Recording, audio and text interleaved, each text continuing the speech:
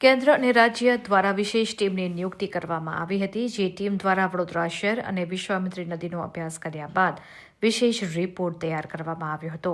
અને સરકાર સમક્ષ રજૂ કરવામાં આવ્યો હતો. તેને ધ્યાનમાં લઈને વડોદરા મહાનગરપાલિકા દ્વારા 100 દિવસનો ટૂંકા અને લાંબા ગાળાનો પ્લાન તૈયાર કરવામાં આવ્યો છે, જેને મંજૂરી આપવા હેતુસર વિશેષ સભાનું આયોજન કરવામાં આવ્યું હતું, જ્યાં તમામ સભાસદોની ઝોન વાઇઝ કઈ રીતે કામગીરી કરવાની છે તેનું પ્રેઝન્ટેશન બતાવવામાં આવ્યું હતું.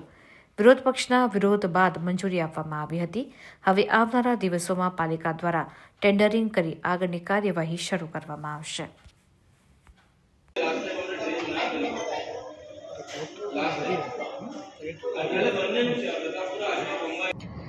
આપણે સૌ જાણીએ છીએ તેમ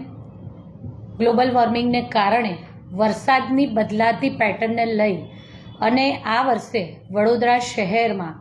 પૂરની પરિસ્થિતિનું જે નિર્માણ થયું અને એમાં જે પણ તકલીફો પડી, આ બધી જ સમસ્યાઓને ધ્યાને લઈ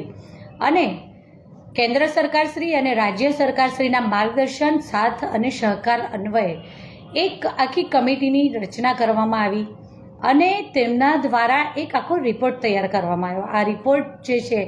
તેના પ્રેઝન્ટેશનનું આજરોજ વડોદરા મહાનગરપાલિકાના સર સયાજીરાવ સભાગૃહ ખાતે એનું સ્ક્રીનિંગ કરવામાં આવ્યું કે જેથી કરી અને વડોદરાના 19 વોર્ડના કુલ 76 કાઉન્સિલરશ્રીઓ જે પોતપોતાના વિસ્તારનું પ્રતિનિધિત્વ કરે છે તેમને આ પ્રેઝન્ટેશન બતાવવામાં આવ્યું. સાથે સાથે 4 અલગ અલગ ઝોન વાઇઝ પણ અલગ ડિટેલ પ્રેઝન્ટેશન તૈયાર કરવામાં આવ્યું છે, જેથી કરી અને સમગ્ર શહેરને આવરી લેતા પ્રત્યેક વિસ્તારનું દરેક કાઉન્સિલરશ્રીને પોતપોતાના વિસ્તારની માહિતી પણ મળે. તો સાથે સાથે કારણ કે કાઉન્સિલરશ્રીઓ જ હોય છે કે જે પોતપોતાના વિસ્તારમાં અવારનવાર જતા હોય છે, તો લોકોની સમસ્યાઓના ઉકેલ માટે પણ લોકોના સંપર્કમાં હોય છે, ત્યારે ચોક્કસ કાઉન્સિલરશ્રીઓને એ ધ્યાનમાં પણ હોય. તો સાથે સાથે પૂરગ્રસ્ત પરિસ્થિતિ જ્યારે શહેરમાં હતી ત્યારે સૌ કાઉન્સિલરશ્રીઓ ખડે પગે શહેરીજનોની સાથે રહી અને બની શકે તેટલા મદદરૂપ થવાનો પ્રયત્ન કર્યો છે. તેમને દવાઓ પહોંચાડવાની હોય કે પાણી હોય કે ખોરાકની લોકોને રેસ્ક્યુ કરી સલામત સ્થળે ખસેડવાના હોય, આ બધા જ પ્રયત્નો બની શકે તેટલા લોકો સુધી પહોંચી અને લોકોને સહાય કરવાની કોશિશ કરતા રહ્યા છે. ત્યારે આ વિશ્વામિત્રી નદીના પૂર નિયંત્રણ અને નિવારણ કમિટી દ્વારા જે પણ કામગીરીના એક્શન પ્લાન સૂચવેલા હતા એ સંદર્ભે આજરોજ બેઠક કરવામાં આવી અને તેમાં સૌ કાઉન્સિલરશ્રીઓ દ્વારા પોતપોતાના સૂચનો પણ આપવામાં આવ્યા છે આગામી સમયમાં. કારણ કે સ્વાભાવિક છે કે આજે તો માત્ર એનું પ્રેઝન્ટેશન કરવામાં આવ્યું છે, પરંતુ આગામી સમયમાં એક જ ઝોન આજે આપણે લઈ શક્યા છે સમયની મર્યાદાને કારણે. તો આગામી સમયમાં બાકીના ઝોનનું પણ ઝોન વાઇઝ પ્રેઝન્ટેશન કરવામાં આવશે. તો સાથે સાથે જરૂર પડે સ્થાનિક કાઉન્સિલરશ્રીઓ દ્વારા જે પણ સૂચનો કરવામાં આવશે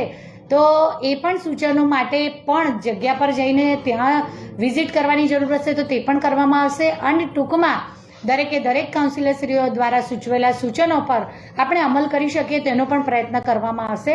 આજરોજ આ વિશ્વામિત્રી નદીમાં પૂર નિયંત્રણ અને નિવારણ સમિતિએ જે રિપોર્ટ કર્યો તો તેને બહાલી આપવા માટે આ રિપોર્ટમાં સૂચવેલ બાબતો પૈકીની શક્ય કામગીરીઓ આપણે ચોમાસા પહેલાં કરી શકીએ એના માટેનો જે રિપોર્ટ તૈયાર કર્યો છે ને એની આનુષંગિક જે પણ અન્ય કામગીરી હોય આ તમામ માટે એક દરખાસ્ત ચડાવવામાં આવી હતી અને જે દરખાસ્તને આપણે મંજૂરી આપવામાં આવી છે કમિશનરશ્રીને. આ બધી જ કામગીરી કરવા માટે કમિશનરશ્રીને સત્તા સોંપવાની જે દરખાસ્ત હતી તેની મંજૂરી આપવામાં આવી છે અને આગળ આ વિષય પર કામગીરી કરવામાં આવશે. ખાસ કરીને કયા સૂચનો વિપક્ષે અલગ અલગ સૌ સભાસદશ્રીઓ દ્વારા પોતપોતાની રીતે જે યોગ્ય લાગે તે રીતે સૂચનો કરવામાં આવતા હોય છે.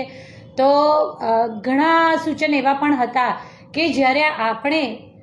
જ્યારે ડિસિલ્ટિંગ કરીએ છીએ ને જ્યારે ડ્રેઝિંગ કરવામાં આવે છે તો જેટલા પણ પહેલાં અલગ અલગ સ્થાનો કે જ્યાં સરકારી જમીન છે અને જ્યાં પાણીના સંગ્રહની શક્યતા છે ત્યાં આપણે તળાવ બનાવીશું, એ રીતનું સંગ્રહ સ્થાનો ઊભા કરવાની જે આયોજન છે તો એના સંદર્ભમાં એવું પણ સૂચન આવ્યું છે કે જ્યારે આવી રીતે કારણ કે આ પાવાગઢથી વિશ્વામિત્રી નદીનું ઉદ્ભવ સ્થાન પાવાગઢથી લઈ અને પિંગલવાડા સુધી સમગ્ર શહેરની મધ્યમાંથી જ્યારે પસાર થાય છે ત્યારે જ્યાં પણ આવા નવા સંગ્રહ સ્થાન બનાવવામાં આવે તો આ જો મોટા તળાવો હોય અને એનું પણ ઉપયોગ આજુબાજુના ગામડાવાળા અથવા તો જે શહેરની હદમાં પ્રવેશ કરતા હોય ત્યારે પૂર્વજોના વિસ્તારમાં પણ પૂર્વજનના કેટલાક કાઉન્સિલરશ્રીઓ દ્વારા આ પણ રજૂઆત કરવામાં આવી કે આ પાણીનો ઉપયોગ સમગ્ર વર્ષ દરમિયાન લોકો કરી શકે ત્યારે ફરી ચોમાસાની નજીક પહોંચવાના સમયગાળા સુધીમાં ચોક્કસ આ તળાવોનું પાણીનું લેવલ ડાઉન થયું હોય તો કેટલાક વિસ્તારમાં પોતાના વિસ્તારમાં રહેલી કાંસોની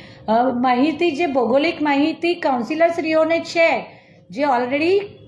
સમગ્ર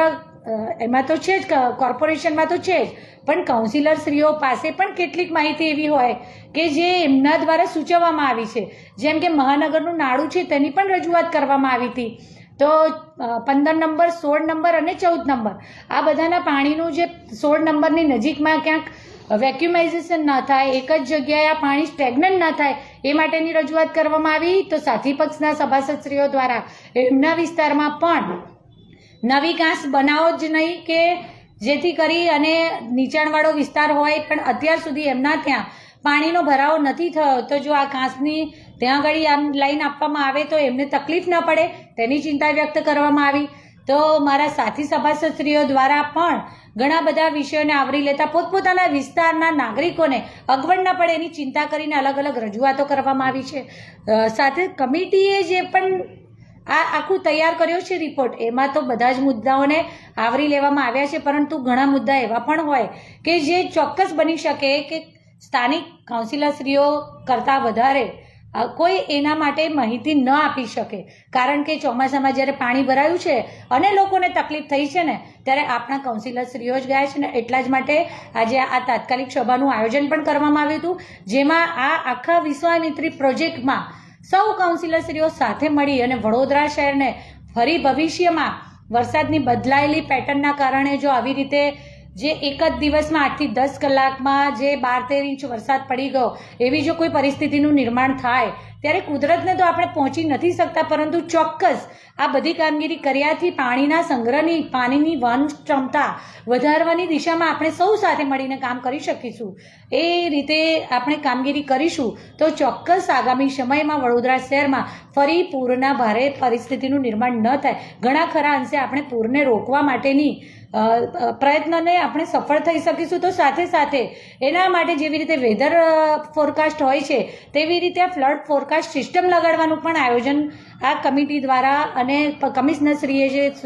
જે પણ પ્લાનિંગ કર્યું છે એમાં આવરી લેવામાં આવ્યું છે ઘણા બધા મુદ્દાઓને આવરી લીધા છે આગામી સમયમાં નવા મુદ્દાઓનો ઉમેરો પણ થશે તો સાથે સાથે સૌ આજના જે સૌ કાઉન્સિલરશ્રીઓ દ્વારા રજૂઆતો કરવામાં આવી છે કેટલાક કાઉન્સિલરશ્રીઓ આજે કદાચ પોતાના સૂચનો નથી આપી શક્યા તો તેમના સૂચનો પણ લેખિતમાં તેમના દ્વારા જમા કરાવવામાં આવશે અને આ બધા સૂચનોને આપણે લઈ સૌ સાથે મળીને સાથે આ વિશ્વામિત્રી પ્રોજેક્ટ જે છે એની પર કામ કરવાનું આયોજન કરવામાં આવ્યું છે ક્યાંથી ચાલુ થશે ચોક્કસ આજે આ આપણે સભામાં કર્યું છે હવે આગળ આગામી સમયમાં જે પ્રક્રિયા છે જેવી રીતે સ્ટેન્ડિંગમાં જઈ અને દરખાસ્ત આવતી હોય છે એ પ્રક્રિયાને આપણે અનુસરતા બને તેટલી વહેલી તકે અને ઝડપથી આ કામગીરી કરીએ એવું સૌની લાગણી પણ છે અને પ્રયત્નો પણ એવા છે અને એના માટે જરૂરી સ્ટાફની જે પણ કામ એલોટ કરવાનું છે તે પણ કરી દેવામાં આવ્યું છે તો સાધન સામગ્રી જે પણ જોઈએ આપ સૌ મીડિયાના મિત્રો પણ આ સમગ્ર પ્રેઝન્ટેશનમાં ઉપસ્થિત હતા તો તેમાં કેટલી તૈયારીઓ કરવામાં આવી છે આપે